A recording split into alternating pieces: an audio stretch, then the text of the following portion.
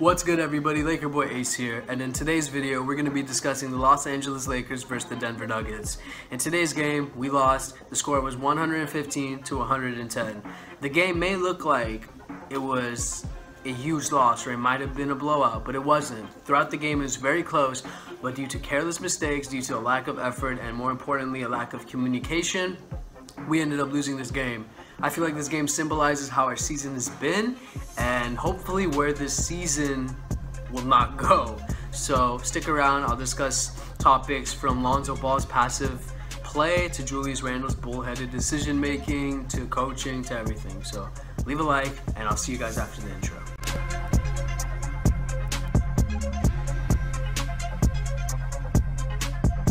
Alright, so let's discuss Lonzo Ball. The infamous Lonzo Ball, the player that the media can't get enough of. Whether you're watching SportsCenter, whether you're watching FS1, you're gonna hear Lonzo Ball's name at least once throughout the day. And the reason he is so fascinating is because obviously of what his dad has said, the hype around him. Do I think he's lived up to the hype? That's too early to tell, right? He's a rookie, and I keep reminding myself that he's a rookie.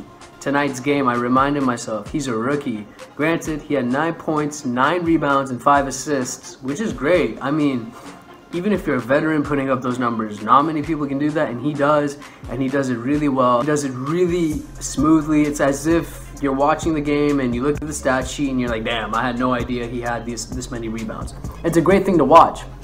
But the one characteristic about Lonzo Ball which worries me as a Lakers fan is his lack of aggression. We have talked about that on this channel before, and it's just alarming as we have to keep bringing it up. Having an aggressive mentality when you play the game is definitely something that you need, especially if you're a point guard. Most point guards are very vocal, most are very aggressive, and most come right at you. Jamal Murray, for example, tonight was a monster. Dude put up 28 points, shot very efficiently. I've always been a fan of him. And tonight he clowned Lonzo. At the end of the game, if you watched it, he dribbled right around Lonzo Ball, kind of had this smirk on his face, and because of that, Julius Randle saw that, got pissed off, charged at him, and ended up getting a tech. It was pretty pathetic, actually, as a Lakers fan. However, the reason I bring this up is Lonzo Ball allows himself to get into situations like that.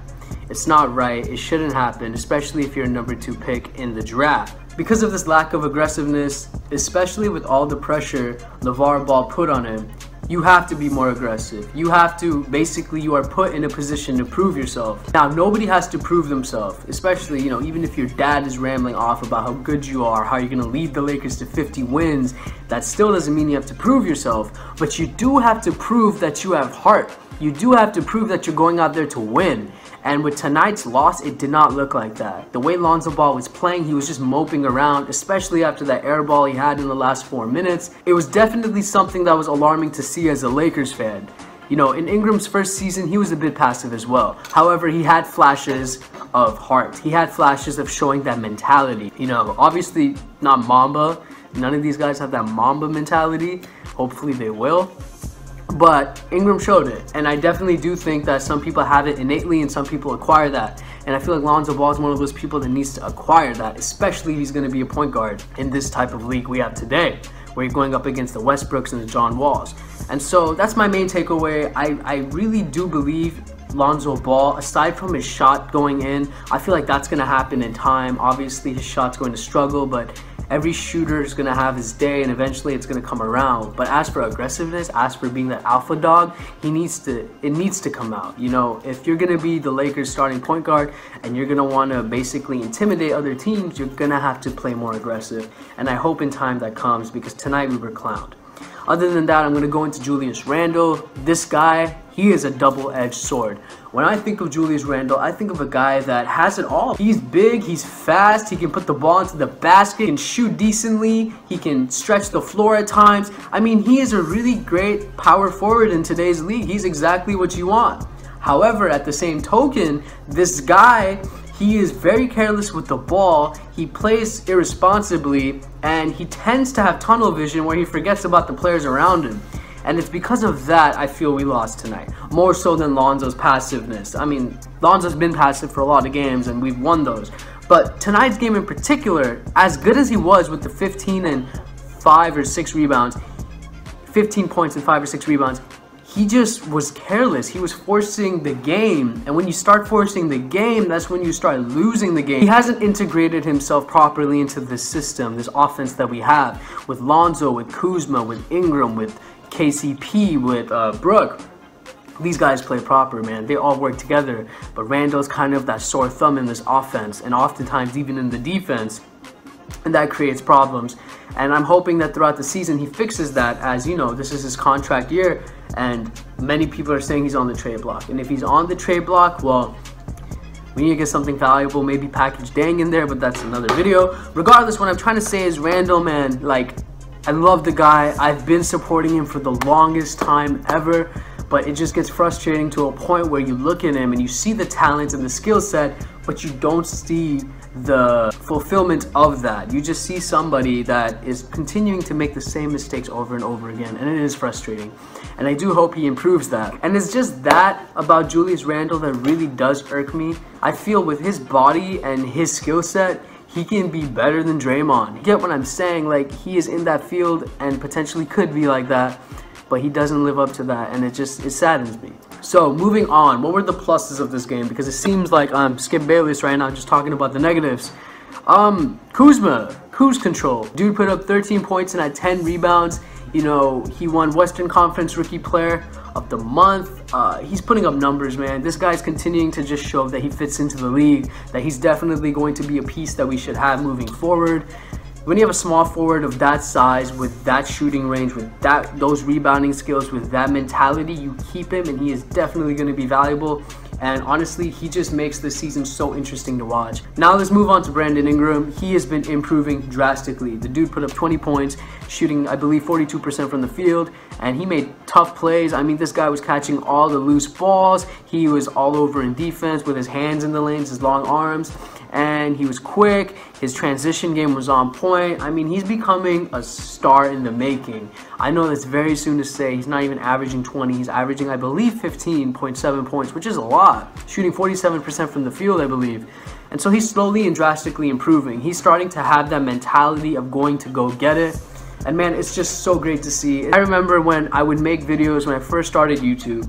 I believe one of the first videos I did that did really well was talking about Brandon Ingram and his potential and what he could be. I said his ceiling is a KD, Kawhi-esque type, which everybody said at the time, I don't know. But I still believe he's that good. And his ground is a Trevor Ariza, right? But the reason I bring that up is because when I see Ingram, I still have that sense of optimism. Not saying he's going to be KD, not saying he's going to be a Kawhi, but I see special. And nights like tonight remind me of why he's special. He doesn't give up, right? Even if he has a bad shooting night, he's going to keep shooting, right?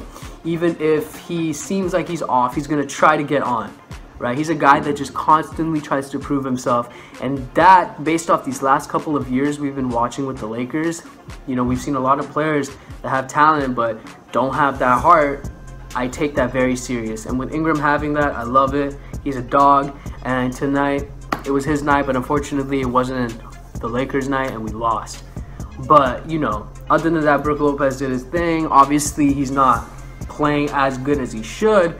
KCP didn't have a phenomenal night. I believe he had only 3 points, maybe, on the night. But granted, he didn't play that many minutes. But still, he didn't do that well. As a whole, the whole team didn't play as well as I thought they should have. And in turn, that kind of gave us the L. But, you know, this was just a quick video talking about what I believe is the pros and the cons of what happened tonight. And I feel like it's important to make this video mainly because what happened tonight has been happening in these past couple of games, right? And I think it's important to talk about this because I feel that if we bring it to attention, you know, we'll be more conscious of it as we watch these upcoming games. Right, it's good to catch these patterns to see if it's a constant thing, and if it is, then we'll know there's some room for improvement, right? And that's the most important thing, and that's how I want to end this video. It's all improvement based. It's a young team, it's a new system, our coach is still new, it's a work in progress. And I know I went off on Lonzo right now, but it's only because I do believe in him, and I just want him to shine, and I don't want him to be clowned like he was tonight. You know, he's a great player, and I do believe in time he'll get it, but as Laker fans, we have to continue to we just have to continue to believe in these guys, because I believe that we are on the right track and our trajectory is only going up, but it's gonna come at the expense of a lot of losses, of close losses, of wins that we probably should have had, and I'm okay with that, so long as I'm seeing that these guys are going out there and giving it their all. And if they are, man, that's all I can ask for, and I hope that in the next few upcoming games that they will give their all, more specifically Lonzo. Yeah. Well, that's about it, guys. I hope you guys enjoyed this video. Leave a like if you did, subscribe if you're new here, and please leave a comment. Suggest us some videos. What would you like to see? It doesn't have to be Laker related. We can discuss anything else related to the league, just any topic, and we'll see what we can do, and maybe we can talk about it in our next video. Other than that, I hope you guys enjoyed the video. See you guys next time.